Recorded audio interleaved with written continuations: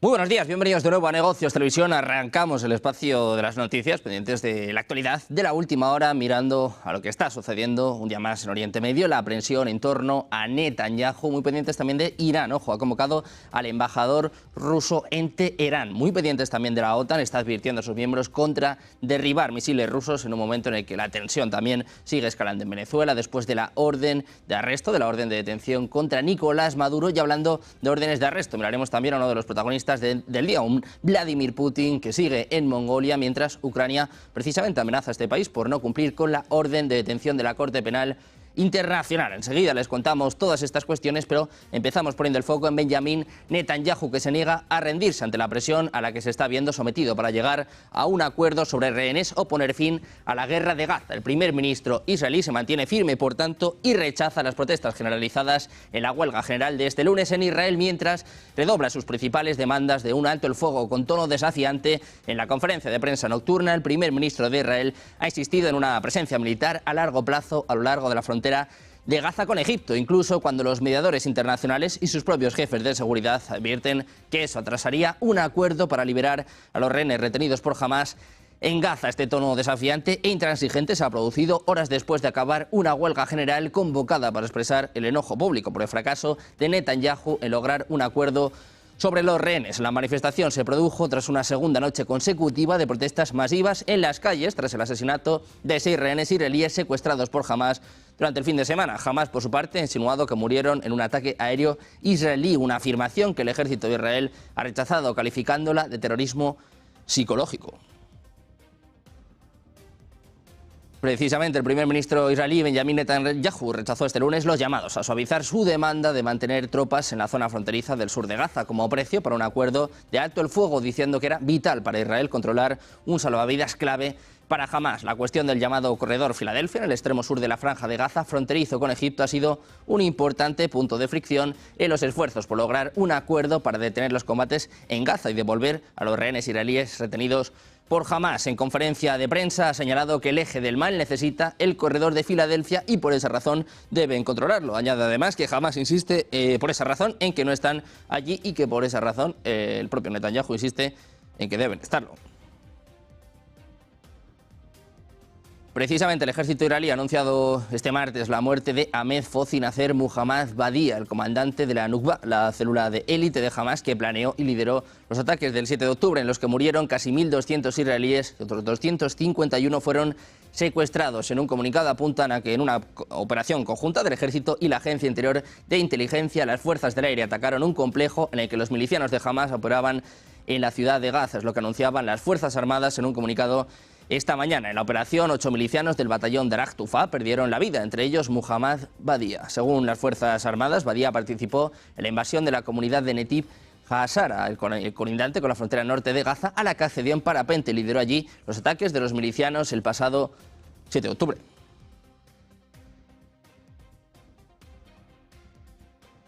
Pendientes también de Israel, miramos de nuevo a la tensión interna. En este caso, al mayor general Tamir Yadai ha renunciado a su cargo como jefe de las fuerzas terrestres, de las fuerzas de defensa de Israel, y se tomó un tiempo libre por razones personales. Es lo que apuntaba precisamente el ejército israelí este martes. Según el ejército, la solicitud de Yadai ha sido aprobada por el jefe del Estado Mayor de las fuerzas de defensa de Israel, el teniente general Herzi Halevi, y el ministro de Defensa Yoav Gallant, después de servir como jefe de las fuerzas terrestres de las fuerzas de defensa de Israel durante los últimos 3 años. Yadai debe dimitir en las próximas semanas, tan pronto como se encuentre un oficial sustituto. El general de división Yadai comenzó a servir en la CFDI en 1988, combatiendo en el batallón 51. Como uno de los generales que abogó por las maniobras terrestres cuando comenzó la guerra con Hamás, ha pasado los últimos 6 meses trabajando en el desarrollo de las capacidades de las fuerzas terrestres.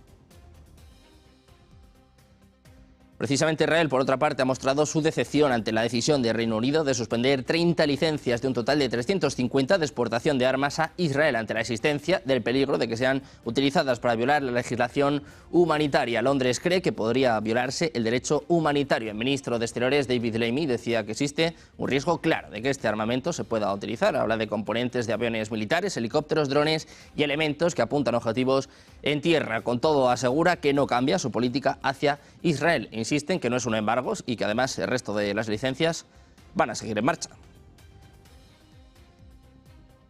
Precisamente ha hablado sobre esta cuestión el ministro británico de Defensa, John Healey, ha subrayado este martes que la decisión del gobierno de Reino Unido de suspender algunas exportaciones de armas a Israel no debilitaría la seguridad de este país. Decía literalmente, no tendrá un impacto material en la seguridad de Israel, es lo que puntualizaba el ministro a Radio Times, después de que el titular británico de Exteriores, David Lammy, anunciase ayer la suspensión de 30 licencias de exportación de armas a ese país ante el peligro de que pudieran ser usadas para violar el derecho humanitario. Decía literalmente que, como le dijo al ministro de Defensa, Yoav Gallant, ayer, cuando habló con él antes del anuncio, tienen el deber de cumplir la ley, pero eso sí, matiza que esto no altera su compromiso inquebrantable de apoyar el derecho de Israel a defenderse. Miramos también a Turquía, y es que un tribunal turco ha decretado el ingreso en prisión preventiva de un supuesto agente financiero del Mossad, el servicio secreto israelí en Turquía. Es lo que está informando durante este martes la prensa turca. El hombre, identificado como Liridon Rexepi, fue detenido el viernes pasado en Estambul y está acusado de haber coordinado envíos de dinero a agentes del Mossad en la región. Es lo que asegura el diario turco Hurriyet. Según el citado medio, Rexepi entró en Turquía el 25 de agosto pasado y fue seguido a partir de ese momento por el servicio secreto turco, el MIT. Los envíos de dinero llegaban a través de países de Europa del Este, principalmente Kosovo, a los agentes del Mossad en Turquía, y estos canalizaban los fondos hacia sus fuentes en Siria. Si bien Turquía tiene relaciones diplomáticas con Israel desde su fundación, su gobierno islamista mantiene al mismo tiempo vínculos amistosos con el grupo palestino de Hamas, cuyos dirigentes tuvieron en el pasado oficinas en el país euroasiático. Miramos ahora a Irán. Les contamos que ha convocado al embajador de Rusia en Teherán para trasladar el mensaje de que supone el cambio de fronteras en la región después de que Moscú apoyase la apertura de un corredor azerbaiyano a través de Armenia. Dice literalmente que el director general para Eurasia del Ministerio de Exteriores, Mojtaba Demirchi, en una reunión con el embajador de Rusia en Teherán, Alexei Dedov, pidió respeto a la soberanía nacional, la integridad territorial y los intereses mutuos de los países, garante de una paz sostenible y fundamento de la cooperación regional en el Cáucaso. Es lo que informaba la cartera de Exteriores iraní en un comunicado a última hora del día de ayer.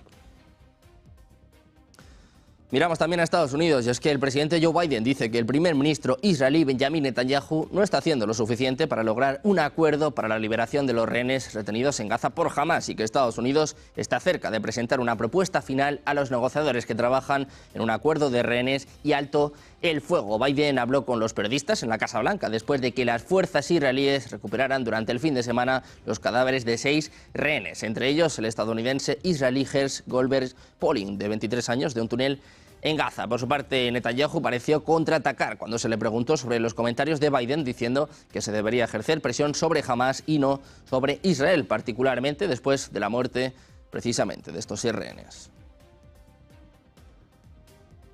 Y pendientes también de palabras del expresidente de Estados Unidos, Donald Trump, que se enfrenta a cargos federales y estatales que le acusan de intentar anular su derrota en las elecciones de 2020 frente a Joe Biden. Trump insiste en que tenía todo el derecho a interferir en esos comicios. Decía el propio Trump, quien ha oído que te acusen por interferir en unas elecciones presidenciales en las que tienes todo el derecho a hacerlo. Es lo que apuntaba Trump en una entrevista en Fox News que se emitió este domingo. Una acusación federal pide penas para Trump por defraudar a Estados Unidos al intentar impedir que el Congreso certificara la victoria de Biden y privar a los votantes de su derecho a unas elecciones justas. Los partidarios de Trump irrumpieron en el Capitolio el 6 de enero de 2021 en un intento de impedir que el Congreso certificara los resultados de las elecciones tras semanas de falsas afirmaciones del republicano de que había ganado estas elecciones.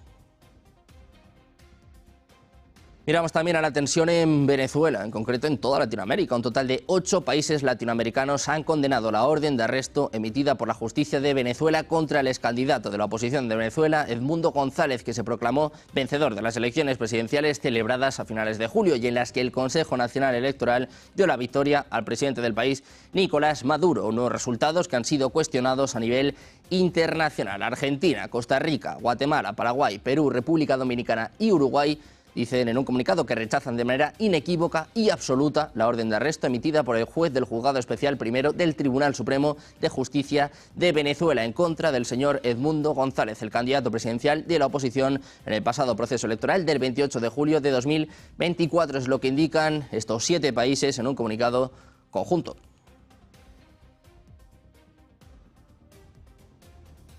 Miramos también a la reacción a las palabras por parte del presidente venezolano Nicolás Maduro. Dice que el gobierno de Estados Unidos está interesado en destruir la comunidad de estados latinoamericanos y caribeños en interés de privar a la región de ese mecanismo de integración, por lo que el intento, dice, de golpe de Estado denunciado la semana previa por la presidenta de Honduras, Xiomara Castro, estaría inscrito en esa estrategia. Decía Maduro, este golpe de Estado que ella denuncia es contra el gobierno de las fuerzas progresistas y revolucionarias de Honduras, pero también es contra la CELAC. Dice Maduro que hay un objetivo que ha venido denunciando durante mucho tiempo y que es un objetivo de Estados Unidos, que es destruir la CELAC, dividir a toda América Latina y el Caribe y dejarles sin el instrumento que tienen de independencia y de unión, es lo que consideraba el mandatario en su programa con Maduro Plus. Maduro además se congratuló por la respuesta que ofrecieron las fuerzas populares de Honduras y ratificó el respaldo de su administración a Xiomara Castro. Decía Maduro, le damos todo el respaldo, todo el apoyo y toda la solidaridad a la presidenta Xiomara Castro y a las fuerzas populares de Honduras frente a este intento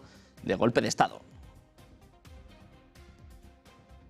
Y pendientes también de la actualidad nacional, el presidente del gobierno español, Pedro Sánchez, viajará a China en unos días, según anunciaba este martes el Ministerio de Asuntos Exteriores chino. Según el portavoz del Ministerio de Relaciones Exteriores, Mao Ning, quien habló en una conferencia de prensa, Sánchez va a visitar China del 8 al 11 de septiembre por invitación del primer ministro chino, Li Qiang. Dice literalmente que China y España son socios estratégicos integrales y que China está dispuesta a aprovechar esta visita como una oportunidad para promover nuevos avances en las relaciones bilaterales, profundizar la confianza mutua a través de intercambios de alto nivel y abordar los desafíos globales mediante una cooperación de alta calidad. Miramos también a la OTAN. Hizo este lunes una advertencia sobre las posibles repercusiones para el conjunto de la alianza si sus Estados miembros comienzan a derribar misiles y drones rusos en la frontera con Ucrania, tal y como propuso recientemente el ministro de Exteriores polaco. Dice literalmente que la OTAN tiene la responsabilidad de evitar una mayor escalada de la guerra de Rusia. Dice además que no es parte en el conflicto y que no lo será. Es lo que declaraba a este respecto un portavoz de la organización. Si bien reconoció que cada miembro del bloque tiene derecho a proteger su propio espacio aéreo, advirtió que las acciones tomadas por países individualmente en apoyo a Kiev podrían tener repercusiones más amplias para la OTAN en su conjunto. Añaden que por eso es necesario que los aliados sigan consultándose estrechamente. Destacaban la importancia de una respuesta coordinada dentro de la Alianza Atlántica.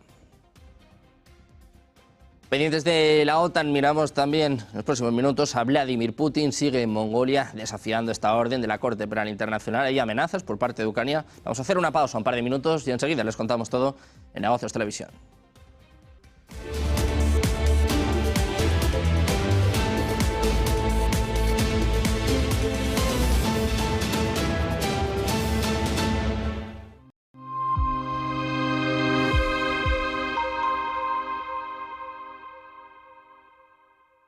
¿Verdad que no saltarías de un avión sin paracaídas? Entonces, ¿por qué alquilas tu inmueble sin garantizar el cobro? Con el nuevo servicio Garantía Indefinida SEAC, tienes garantizado el cobro del alquiler puntualmente. Defensa jurídica, daños por vandalismo y protección antiocupas. Alquila tranquilo, SEAC responde.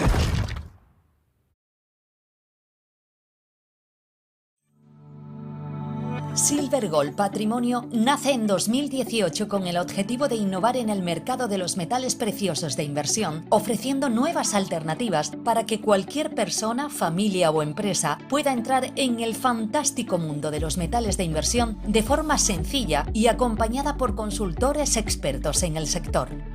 Silver Gold Patrimonio quiere avanzar contigo.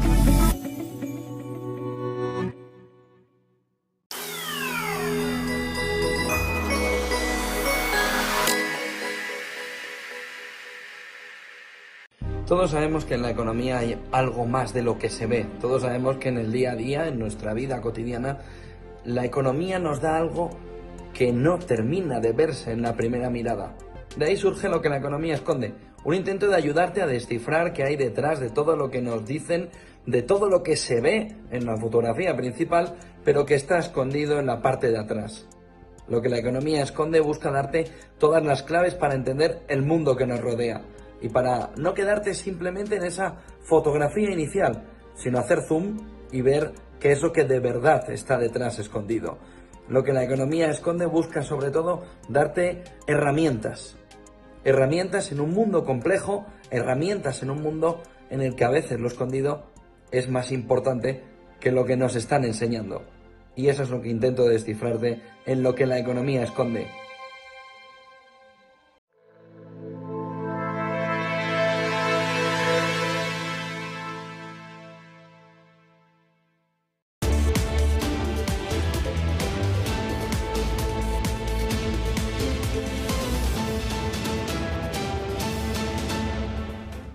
Y seguimos en Negocios Televisión, seguimos mirando a la última hora, miramos al presidente ruso Vladimir Putin. Como saben, ha viajado a Mongolia en su primera visita, un Estado miembro de la Corte Penal Internacional, desde que este emitió una orden de arresto en su contra por presuntos crímenes de guerra en Ucrania. Antes de la llegada del presidente ruso, el Kremlin desestimó las sugerencias de que las autoridades mongolas pudieran arrestar al presidente ruso, confiado en que Ulan Bator ignoraría los llamados de Ucrania y de organizaciones internacionales de derechos humanos para cumplir con su deber como miembro de la CPI. En la capital de Mongolia se han desplegado banderas rusas y soldados con uniformes de colores brillantes. Se alineaban, como ven en las imágenes, en una alfombra roja dispuesta para dar la bienvenida a Putin en el aeropuerto. El año pasado la CPI emitió una orden de arresto contra Putin y su comisionada para los derechos de los niños designaba, además presuntamente como responsable de crímenes de guerra, deportación ilegal de niños de áreas ocupadas de Ucrania a Rusia. Mongolia es miembro de la CPI desde que ratificó el Estatuto de Roma en 2002 y se supone que debe cumplir todas las órdenes de arresto emitidas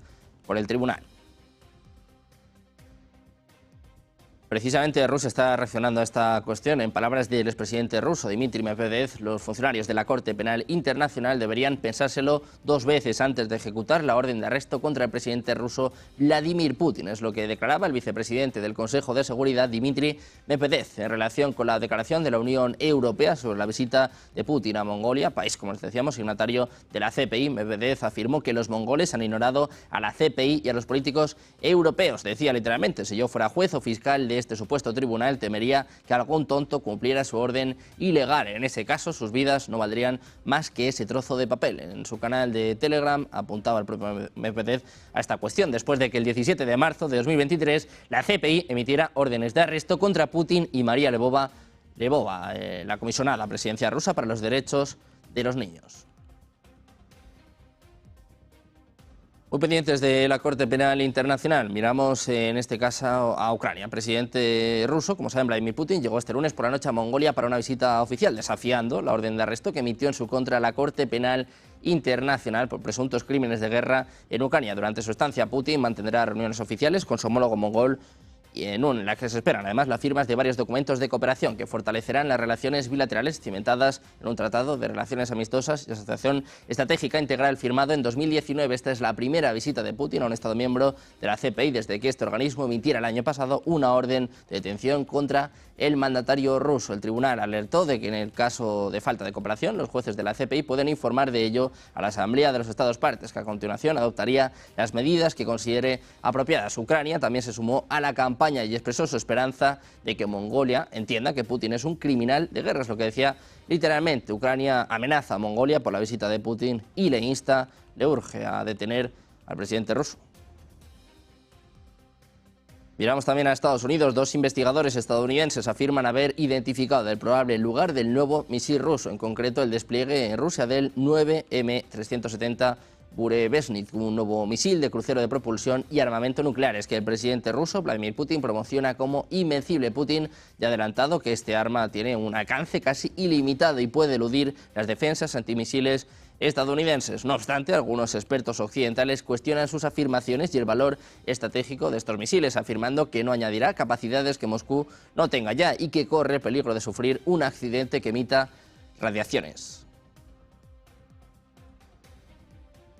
Pendientes también de Ucrania, y es que sus autoridades han denunciado que la central nuclear de Zaporilla, considerada la más grande de Europa, ha vuelto a quedar desconectada parcialmente de la red eléctrica general, un nuevo riesgo que precede a la visita a la zona del director general de la energía atómica, Rafael Grossi. La compañía energética ucraniana Energoatom ha afirmado que una de las dos líneas que aseguran la conexión externa de la central quedó cortada por los bombardeos lanzados este lunes por las fuerzas rusas. La planta ya ha quedado aislada de la red en otras ocasiones, con el peligro que ello conlleva. La central de Zaporilla está tomada por las fuerzas rusas desde hace 2 años y medio y cuenta con presencia permanente de la OIEA. Grossi ha anunciado en sus redes sociales el inicio de la que será su 5ª visita a la zona, en una muestra del compromiso de la agencia para seguir ayudando, dice, a evitar un accidente nuclear.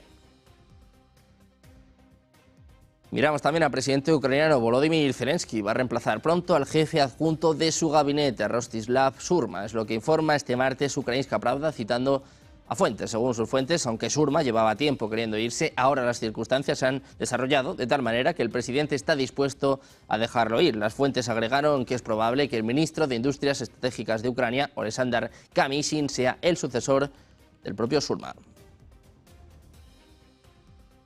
Miramos también a empresas. Volkswagen estudia, como les contábamos, el cierre de fábricas de producción de vehículos y componentes en Alemania por primera vez en sus 87 años de historia. Su director ejecutivo, Oliver Blume, ha advertido que la industria automotriz europea está en una situación muy grave. Volkswagen podría considerar el cierre de sus fábricas de producción de vehículos y componentes en Alemania para reducir costes ante una competencia cada vez más dura. Dice que todas sus marcas necesitan una reestructuración. En concreto, habla de una reestructuración integral para mantener bajo control los costes de la fábrica, la mano de obra, y también se refiere a productos y materiales en medio de la feroz competencia de los rivales europeos y de los fabricantes de automóviles chinos. La medida llega después de que el programa de recorte de gastos lanzado durante el año pasado no colmara las expectativas, no alcanzara los objetivos. La empresa da marcha atrás y reconoce que no podrá cumplir su promesa de no recortar empleos en Alemania hasta 2029, en una medida que le enfrentará en una situación de colisión con el comité de empresa. Recordemos que la demanda de vehículos eléctricos, menor a la esperada, ha afectado a los fabricantes de automóviles de la región, incluido Volkswagen, que también está luchando con una participación de mercado cada vez menor en China, su mercado más rentable. La marca insignia de la compañía anunció en junio pasado que quería recortar 10.000 millones de euros en costes hasta 2026, al tiempo que se fijaba como objetivo que los márgenes operativos alcanzaran el 6,5% para ese año. En el primer semestre de 2024, los márgenes operativos de la marca Volkswagen habían caído al 2,3%. Miramos también a BMW. Les contamos que retira del mercado en todo el mundo los modelos eléctricos Mini Cooper. El fabricante de automóviles alemán ha tomado la medida debido a problemas en sus baterías, lo que podría afectar potencialmente a más de 140.000 automóviles en todo el mundo. En Alemania podrían verse afectados unos 39.000 vehículos, según indicaba la compañía en un comunicado este lunes, añadiendo que no se conocen accidentes ni heridos en este contexto. Los problemas en el sistema de baterías pueden provocar un sobrecalentamiento. Dice además que no se puede descartar que se produzca un incendio en el vehículo, incluso cuando éste se encuentra estacionado, es lo que se afirma en el comunicado. Apuntamos también a los semiconductores. El software defectuoso de Huawei obstaculiza los esfuerzos de China por reemplazar a Nvidia en inteligencia artificial. Los chips de inteligencia artificial Ascend del grupo tecnológico están siendo ampliamente adoptados, pero las empresas chinas se quejan de problemas de rendimiento. Según Financial Times, los esfuerzos de China por igualar el poder computacional de Estados Unidos en el campo de la inteligencia artificial se ven obstaculizados por un software plagado de errores. Su serie Ascend se ha convertido en una opción cada vez más popular para que los grupos de inteligencia artificial chinos ejecuten interferencias, un proceso que aplicaciones como ChatGPT de OpenAI utilizan para generar respuestas a las consultas. Sin embargo, varios expertos de la industria, incluido un ingeniero de inteligencia artificial de una empresa asociada, dijeron que los chips aún estaban muy por detrás de los de Nvidia en lo que respecta al entrenamiento inicial de los modelos. Culparon a problemas de estabilidad, una conectividad entre chips más lenta y un software interior desarrollado por Huawei llamado Can. Pendientes precisamente de todo lo que concierne a las empresas de esta primera sesión de la semana para Wall Street, la segunda en Europa, en un momento en el que, ojo, estamos viendo caídas importantes para el petróleo de más del 2%. Vamos a hacer una pausa, un par de minutos y enseguida les contamos todo, el mejor repaso, todas las claves con Ponte en Acción de la mano de Eva Villanueva.